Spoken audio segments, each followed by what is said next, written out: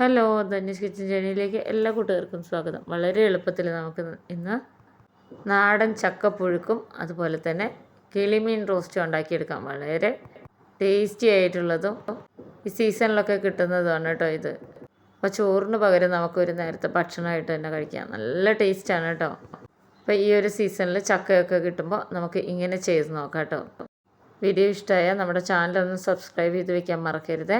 അപ്പോൾ ഇനി ഞാനിവിടെ ചക്ക എടുത്തിട്ടുണ്ട്. ഇടത്തരം ചക്കയാണ് കേട്ടോ, പച്ച ചക്കയാണ് ഇത്. ഞാൻ മാർക്കറ്റിൽ നിന്ന് നമുക്കിതുപോലെ തൊലിയൊക്കെ വെട്ടിക്കളഞ്ഞ് ഈ ഒരു രൂപത്തിൽ നമുക്ക് കിട്ടുന്നതാണ് കേട്ടോ. അപ്പോൾ നാട്ടിൽ നിന്നൊക്കെ മാറി നിൽക്കുന്നവർക്ക് ശരിക്കും മനസ്സിലാവും, നാട്ടിൽ നമ്മുടെ വീട്ടിലൊക്കെ ചക്കയൊക്കെ ഉണ്ടായിട്ട് നമുക്കത് കഴിക്കാൻ പറ്റാത്തതിൻ്റെ ഒരു ബുദ്ധിമുട്ട്. അപ്പോൾ ഈ ഒരു രീതിയിൽ 1/2 കിലോനോ നമ്മൾ വാങ്ങിക്കൊണ്ടുവന്ന് കഴുകി വെള്ളത്തിലിട്ട് വെച്ചതാണ് കേട്ടോ. ഈ ഒരു രീതിയിൽ ഇത് ഇനി നമുക്ക് അരിഞ്ഞെടുക്കൊന്നും വേണ്ട. ഇത് നമ്മൾ 2 തവണ കഴുകിയെടുത്തതിന് ശേഷം ഒരു 10 മിനിറ്റ് വെള്ളത്തിലിട്ട് അത് ഞാൻ കുക്കറിൽ ഇതുപോലെ ഇട്ട് കൊടുക്കുകയാണ് കേട്ടോ. നല്ലോണം കഴുകി വാരി വയ്ക്കുന്ന പോലെ. ഇതിൻ്റെ കുരുവിനൊന്നും അത്ര വലിയൊരു മൂപ്പ് വന്നിട്ടില്ല. അപ്പോൾ ഒരു ഇടത്തരം ചക്കയാണ്, കണ്ടാൽ തന്നെ അറിയാൻ പറ്റും കേട്ടോ. അപ്പോൾ ഇനി ഇത് മുഴുവനായിട്ടും ഇട്ട് കൊടുത്ത് ഞാനിവിടെ ഒരു 3/4 ഗ്ലാസ്സോളം വെള്ളവും 1 സ്പൂണോളം ഉപ്പും കൂടെ ചേർത്ത് കൊടുക്കുന്നുണ്ട്. ഇത് നമ്മൾ വേവിച്ചെടുക്കാൻ വേണ്ടിയിട്ടാണ് കേട്ടോ. നമ്മളിങ്ങനെ കൊത്തി അരിയുന്നക്കാട്ടിലും എനിക്ക് കുറച്ചും കൂടെ ഇഷ്ടം ഈ ഒരു രീതിയിൽ ഉണ്ടാക്കാനാണ്. അപ്പോൾ നന്നായിട്ട് ഇത് ഇളക്കി യോജിപ്പിച്ച് കൊടുത്തതിന് ശേഷം ഒരു 2 വിസിൽ മീഡിയം ഫ്ലെയിമിൽ വരുന്നവരെ നമുക്ക് അടച്ചു വയ്ക്കാം.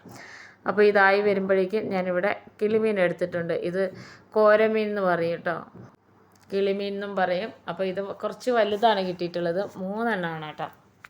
അപ്പോൾ ഇനി ഇതിനെ നന്നായിട്ട് കഴുകി വൃത്തിയാക്കി എടുത്തതാണ്. ഇനി ഇതിന് നമുക്കൊന്ന് വരഞ്ഞു കൊടുക്കണം. അപ്പോൾ ഈ ഒരു രീതിയിലാണ് കേട്ടോ വരഞ്ഞു കൊടുക്കുന്നത്. നല്ല ടേസ്റ്റുള്ളൊരു ഐറ്റമാണ്, തനി നാടൻ രീതിയിൽ ഉണ്ടാക്കിയെടുക്കുകയാണ് കേട്ടോ.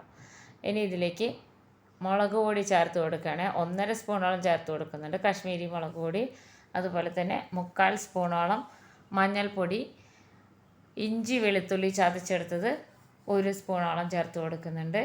ഇനി ചെറിയ സ്പൂണിലാണ് കേട്ടോ, ഇത് 1/2 സ്പൂണിൻ്റെ വലിപ്പമേ ഉള്ളൂ. 1/2 സ്പൂണോളം ഉപ്പും കൂടെ ചേർത്ത് കൊടുത്തു. ഒരു 1/2 മുറി നാരങ്ങ നീരും കൂടെ ഇതിലേക്ക് പിഴിഞ്ഞൊഴിക്കുക കേട്ടോ.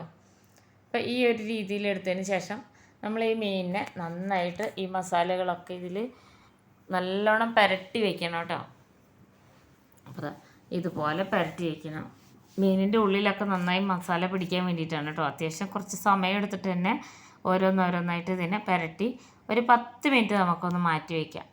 അപ്പോൾ 10 മിനിറ്റിന് ശേഷം ഞാനിവിടെ ദോശത്തവ സ്റ്റൗവിൽ വെച്ചിട്ടാണ് കേട്ടോ ഇത് ഫ്രൈ ചെയ്തെടുക്കുന്നത്. കുറച്ചധികം വലുതായതുകൊണ്ടാണ്. ദോശത്തവ എടുത്തു കഴിഞ്ഞാൽ നമുക്കധികം എണ്ണയുടെ ആവശ്യമില്ല.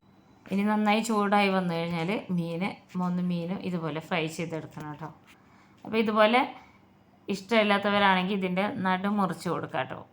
അപ്പോൾ ഇനി ഇത് നന്നായിട്ടൊന്നായി വരുമ്പോഴേക്കും നമ്മുടെ ചക്കയൊക്കെ നന്നായിട്ട് വെന്ത് വന്നിട്ടുണ്ടാവും. അപ്പോൾ 2 വിസിലൊക്കെ പോയി ഒന്ന് ചൂടാറിയിട്ടുണ്ട്. ഞാൻ തുറന്ന് നോക്കണേ.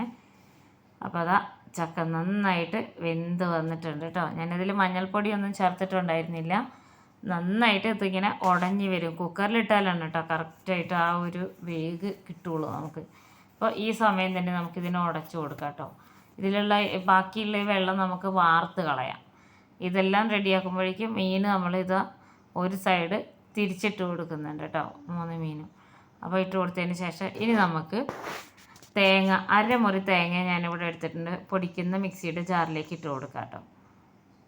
ഇതുപോലെ ഇട്ട് കൊടുത്തിട്ടുണ്ട്. അതുപോലെ തന്നെ 10-15 അല്ലിയോളം ചെറിയ ഉള്ളി. എരിവിനായിട്ട് ഞാനിവിടെ പച്ചമുളകാണ് എടുത്തിട്ടുള്ളത് കേട്ടോ. ഒരു 6 എണ്ണം എടുക്കാം.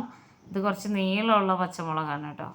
അപ്പോൾ പച്ചമുളക് വേണ്ടാന്നുള്ളവർക്ക് മുളക് പൊടി ചേർക്കാം. ഇനി ഇതാ ഒരു പിടി കറിവേപ്പിലയും കൂടെ ചേർത്തു. ഇനി നമുക്കിതിനെ നന്നായിട്ടൊന്ന് പൊടിച്ചെടുത്ത് വരാം. വെള്ളം ചേർക്കാതെ തന്നെ ഒന്ന് പൊടിച്ചെടുത്ത് വരാം. അപ്പോൾ അതാ നന്നായിട്ടൊന്ന് ഒതുക്കിയെടുത്ത് വന്നപ്പോൾ ഇതുപോലെയാണ് ഇരിക്കുന്നത് കേട്ടോ. അപ്പോൾ ചക്കപ്പുഴുക്കിനുള്ള മസാല ഇവിടെ റെഡി ആയിട്ടുണ്ട്. മീനൊക്കെ ഇതാ നന്നായിട്ട് ഫ്രൈ ആയിട്ട് വന്നിട്ടുണ്ട്. ഇനി ഈ മീനെല്ലാം നമുക്കിതിൽ നിന്ന് എടുത്ത് മാറ്റാം. നമുക്ക് സ്റ്റൗ ഓഫ് ചെയ്യാം കേട്ടോ. ഇനി നമുക്ക് പുഴുക്കുണ്ടാക്കാം.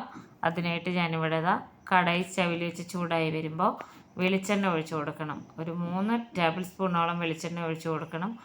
1/2 സ്പൂണോളം കടുകിട്ട് പൊട്ടി വരുമ്പോൾ മഞ്ഞൾപ്പൊടി ഒരു 1/4 സ്പൂണോളം ഇട്ട് കൊടുക്കാം.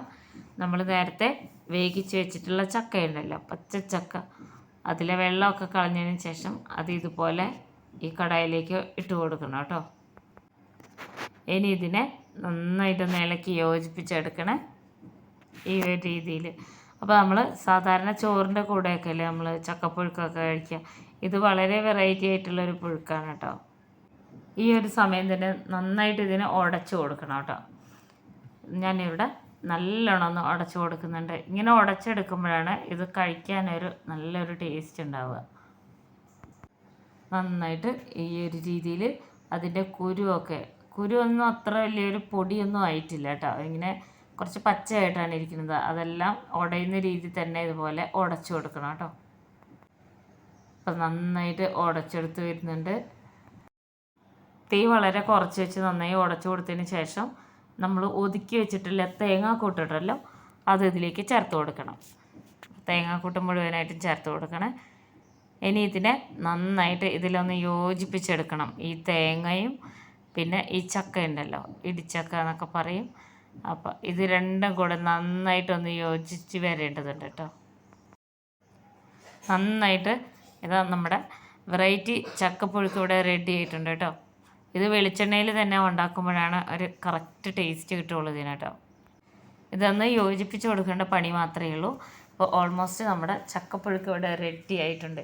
ഇനി നമ്മൾ അതുപോലെ നേരത്തെ ചെയ്ത പോലെ തന്നെ കുറച്ച് ചെറിയ ഉള്ളി, 2 പച്ചമുളക്, ചെറിയ കഷ്ണം ഇഞ്ചി, ഇതെല്ലാം മിക്സിയുടെ പൊടിക്കുന്ന ജാറിലേക്ക് വീണ്ടും ഇട്ട് കൊടുക്കണം. ഒരു 2 തക്കാളിയും കൂടെ ഇട്ട് കൊടുക്കണം.